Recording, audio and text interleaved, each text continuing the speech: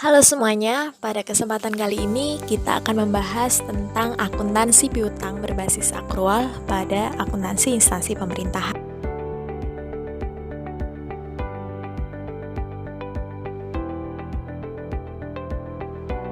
Apa sih piutang itu? Piutang adalah hak entitas pelaporan untuk menerima pembayaran dari entitas lain. Pencatatan piutang terjadi pada saat timbulnya hak tagih, saat pelunasan piutang, saat penyisian, dan juga saat penghapusan piutang.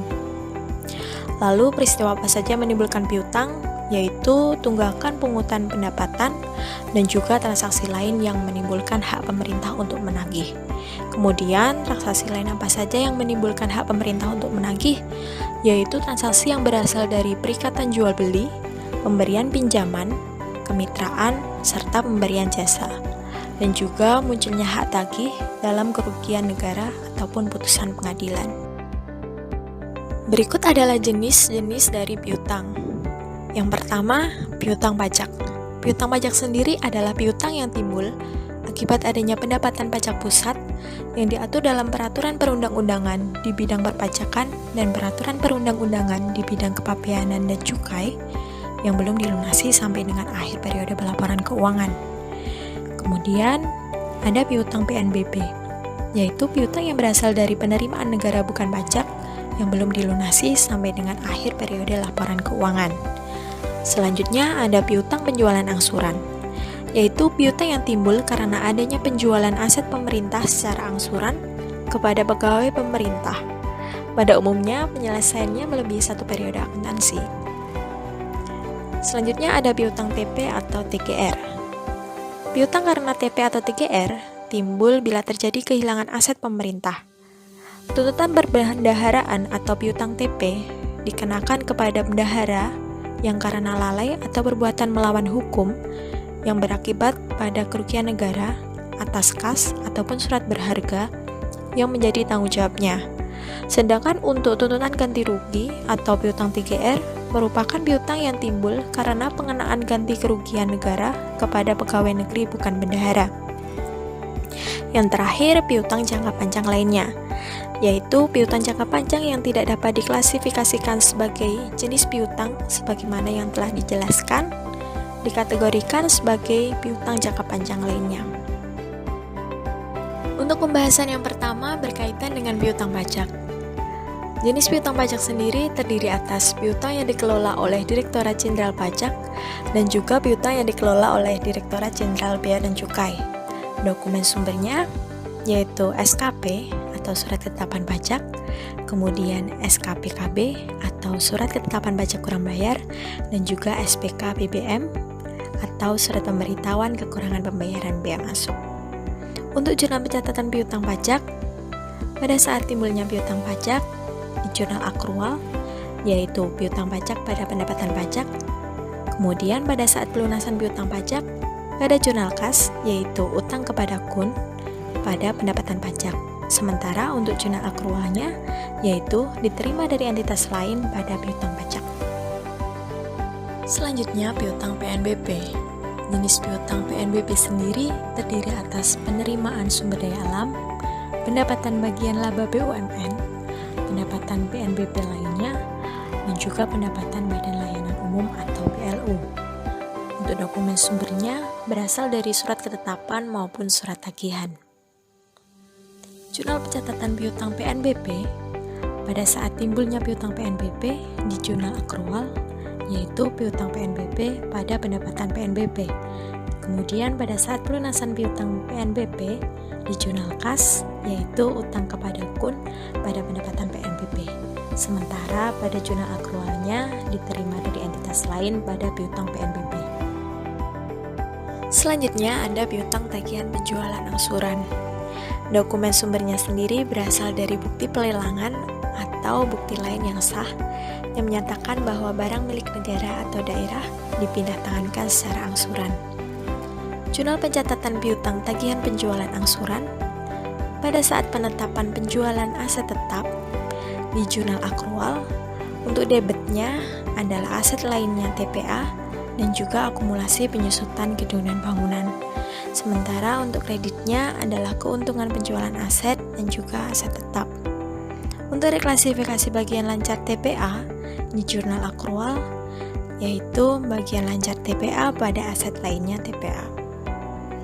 Kemudian pada saat penerimaan atas bagian lancar di jurnal kas, yaitu utang kepada kun pada pendapatan penjualan aset LRA, sementara untuk jurnal akrualnya diterima dari entitas lain pada bagian lancar TPA.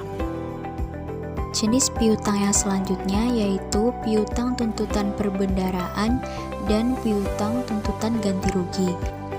Pada saat pencatatan berdasarkan pada dokumen sumber meliputi surat keterangan kehilangan dari kepolisian dan surat keterangan tanggung jawab mutlak. Untuk pencatatan jurnalnya, ketika timbulnya piutang TP atau TGR, dicatat pada jurnal akrual sisi debit aset lainnya dan pada sisi kredit kas pada TP atau aset tetap pada TGR. Saat terjadi penandatanganan SKTJM, maka dicatat pula pada jurnal akrual pada sisi debit piutang TP atau TGR pada sisi kredit aset lainnya. Selanjutnya, ketika diterima kas dari pelunasan piutang TP atau TGR, maka dicatat pada jurnal kas sisi debit utang kepada kun pada sisi kredit pendapatan TP atau TGR. Dicatat pula pada jurnal akrual pada sisi debit diterima dari entitas lain pada sisi kredit piutang TP atau TGR. Jenis piutang yang terakhir yaitu piutang jangka panjang lainnya. Dokumen sumbernya adalah naskah perjanjian yang menyatakan hak dan kewajiban secara jelas. Untuk jurnal pencatatannya, ketika timbul piutang jangka panjang lainnya, maka akan dicatat pada jurnal akrual sisi debit piutang jangka panjang lainnya pada sisi kredit pendapatan anggaran lain-lain. Pada akhir periode, maka akan dilakukan reklasifikasi bagian lancar piutang jangka panjang lainnya yang dicatat pada jurnal akrual pada sisi debit bagian lancar piutang jangka panjang lainnya pada sisi kredit piutang jangka panjang lainnya. Ketika diterimanya kas atas pelunasan piutang, maka dicatat pada jurnal kas debit hutang kepada kun pada sisi kredit pendapatan lain-lain, serta jurnal akrualnya pada sisi debit diterima dari entitas lain dan pada sisi kredit bagian lancar piutang jangka panjang lainnya. Pembahasan selanjutnya akan dibahas mengenai penghentian pengakuan piutang, meliputi pencatatan penyisian piutang dan penghapus bukuan piutang. Metode yang digunakan untuk menghitung piutang yang tidak tertagih adalah metode pencadangan atau penyisihan piutang tidak tertagih. Metode ini mengestimasi besarnya piutang yang tidak tertagih dan mencatat serta menyajikan nilai estimasi tersebut sebagai penyisihan piutang tidak tertagih yang mengurangi nilai piutang bruto. Penyisihan piutang tidak tertagih ini dilakukan berdasarkan umur piutang atau dari jumlah yang ditetapkan. Untuk pencatatan penyisihan piutang dicatat pada jurnal akrual dengan debit beban penyisihan piutang tak tertagih dan kreditnya penyisihan piutang tak tertagih. Akun penyisihan piutang tak tertagih nantinya akan dihapuskan dari pembukuan dengan membuat memo penyesuaian. Jurnal untuk mencatat penghapus bukuan piutang meliputi jurnal akrual dengan sisi debit penyisihan piutang tak tertagih dan sisi kredit piutang. Untuk lebih memudahkan, disajikan beberapa contoh terkait dengan transaksi piutang. Ada 4 contoh. Yang pertama, transaksi piutang penjualan angsuran, transaksi piutang tuntutan perbendaraan, selanjutnya transaksi piutang tuntutan ganti rugi, dan transaksi penghentian pengakuan piutang. Terima kasih, semoga video pembelajaran ini dapat bermanfaat dan apabila terdapat kekurangan, mohon maaf.